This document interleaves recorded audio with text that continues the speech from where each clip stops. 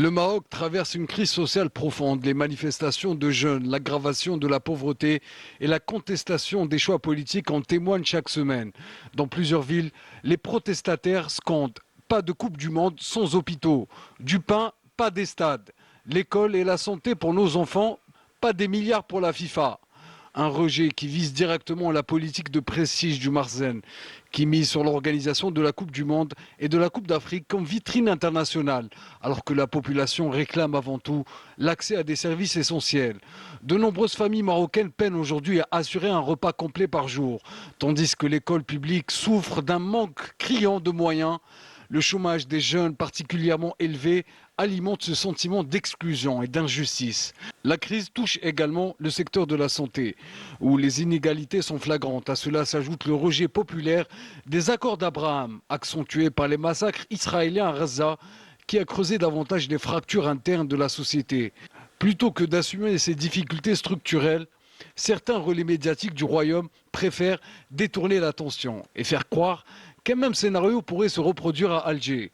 La comparaison est trompeuse. Contrairement à son voisin, l'Algérie repose sur un modèle d'État social qui, malgré les défis, continue d'assurer des filets de protection solides. Subventions généralisées, aide aux familles, accès gratuit aux soins et à l'éducation. L'Algérie est classée parmi les pays les plus avancés du continent en matière de développement humain.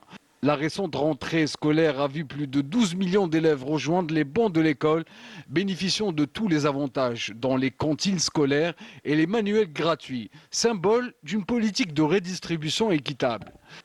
Elle a également engagé une politique ambitieuse en faveur de l'innovation et des start-up, avec la création d'un fonds national dédié à leur financement, l'ouverture de plusieurs incubateurs et la mise en place de mesures fiscales incitatives.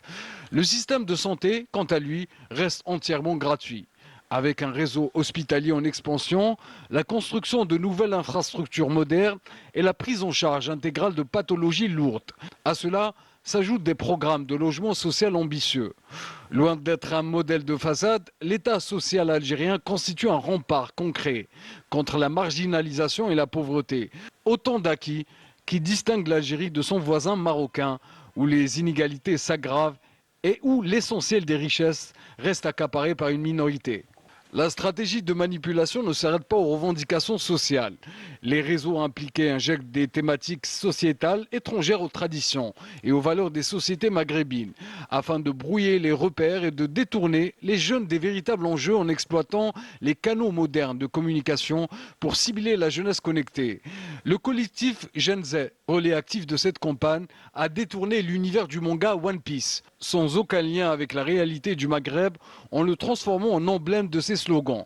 Un choix qui vise à séduire les jeunes pour mieux camoufler des agendas politiques étrangers.